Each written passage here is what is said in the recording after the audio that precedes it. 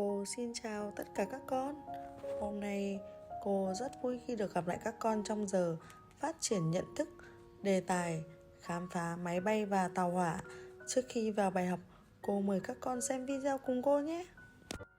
Chào mừng quý khách đã đến với hãng hàng không Vietnam Airlines trên chuyến bay 6A2 khởi hành từ New York tới Paris. Xin vui lòng thắt chặt dây an toàn và kiểm tra hành lý phía dưới chỗ ngồi và ngăn để hành lý phía trên. Cảm ơn quý khách đã lựa chọn Vietnam Airlines. Chúc quý khách có một chuyến bay tốt đẹp.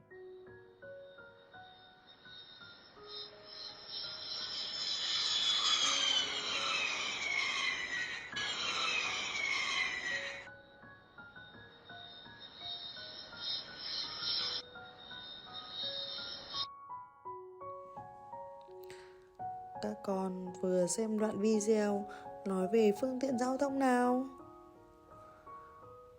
À đúng rồi, video vừa rồi nói về máy bay đấy các con ạ. Các con có biết máy bay có những bộ phận nào không? Bạn nào giỏi có thể cho cô và các bạn cùng biết nào. Đây là gì của máy bay nhỉ? À, đây là đầu của máy bay đấy các con ạ. Là nơi có buồng lái dành cho các chú phi công ngồi lái máy bay đấy. Còn đây là cái gì của máy bay? Là thân của máy bay có những ô hình chữ nhật to là cửa ra vào của máy bay, còn những ô hình chữ nhật nhỏ là ô cửa sổ đấy. Dọc theo thân của máy bay là gì đây? Dọc theo thân của máy bay là hai cánh máy bay sải dài hai bên cùng với động cơ phản lực nằm ở bên dưới máy bay, giúp cho máy bay được giữ thăng bằng trên không đấy. Và đây là đuôi của máy bay, giúp cho chú phi công điều khiển đường hướng bay của máy bay đấy các con ạ. Cuối cùng là hệ thống bánh xe nằm ở phía dưới của bụng của máy bay đấy. Các con cho cô biết máy bay thường được bay ở đâu nhỉ? À đúng rồi, máy bay bay trên bầu trời và được gọi là phương tiện giao thông đường hàng không đấy.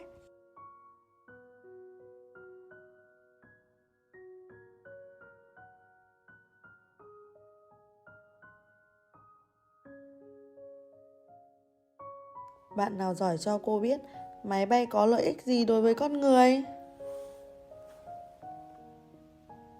À đúng rồi, máy bay dùng để chở người này, chở hàng hóa này.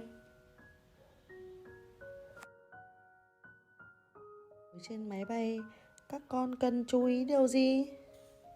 À đúng rồi, khi ngồi trên máy bay, các con cần phải ngồi ngay ngắn và thắt dây an toàn và phải nghe theo lời chỉ dẫn của các cô tiếp viên hàng không. Các con đã nhớ chưa nào?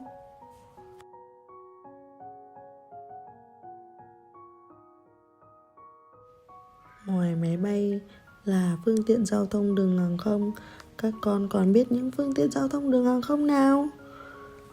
À đúng rồi, ngoài máy bay ra còn có máy bay trực thăng này,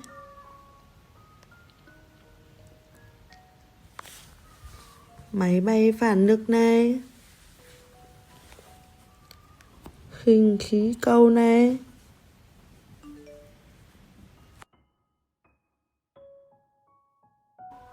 Các con vừa được khám phá, tìm hiểu về máy bay rồi đấy.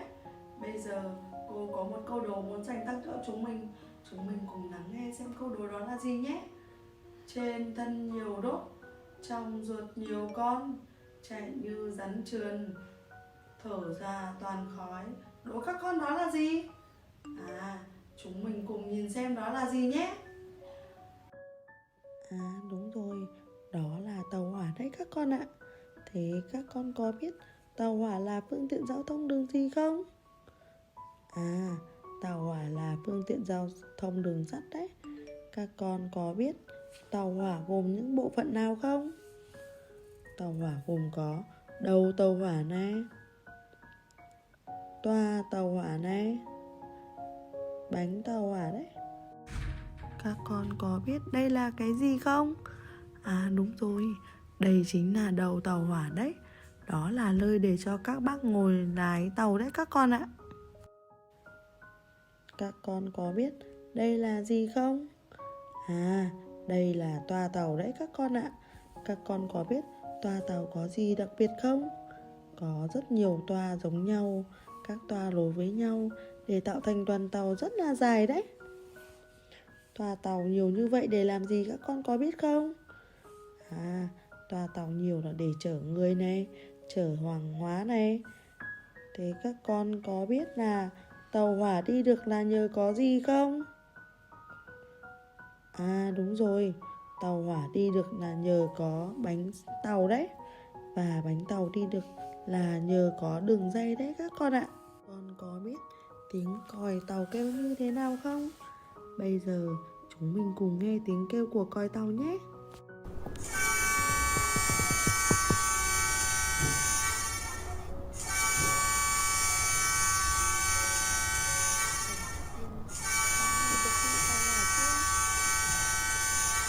Khi đi tàu hỏa, các con chú ý điều gì?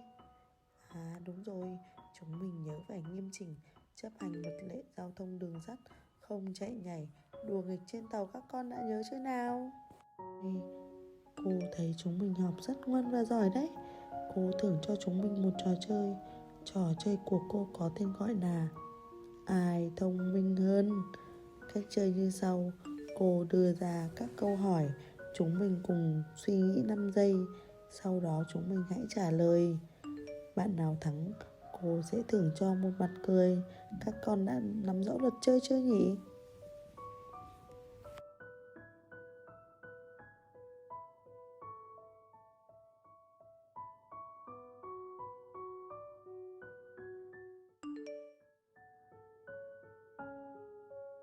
Chúng mình đã sẵn sàng chơi chưa nhỉ? Câu 1. Đầu là phương tiện giao thông đường hàng không? A. Máy bay. B. Thuyền buồm. C. Ô tô. 5 giây suy nghĩ bắt đầu.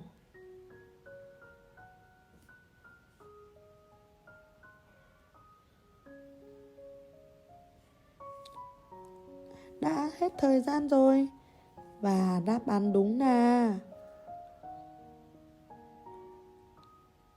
A. Máy bay. Xin chúc mừng tất cả các bạn đã chọn đáp án đúng là A. Xin chúc mừng các con. Câu hỏi thứ 2. Đầu là phương tiện giao thông đường sắt? A. Tàu hỏa. B. Ô tô. C. Xe máy. Và đáp án đúng là A. Tàu hỏa. Xin chúc mừng tất cả các con. Câu hỏi thứ 3. Máy bay bay ở đâu? A. Trên mặt nước. B. Trên bầu trời. C. Trên đường ray. Và 5 giây suy nghĩ bắt đầu.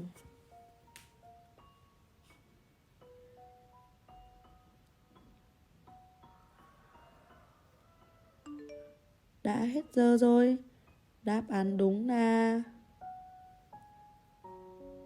B. Trên bầu trời. Xin chúc mừng tất cả các con. Hôm nay cô đã dạy cho chúng mình bài học khám phá về máy bay và tàu hỏa. Khi tham gia giao thông, các con nhớ phải chấp hành luật lệ an toàn giao thông. Các con nhớ chưa nào? Giờ học của chúng mình đến đây là kết thúc rồi. Cô xin chào và hẹn gặp lại các con.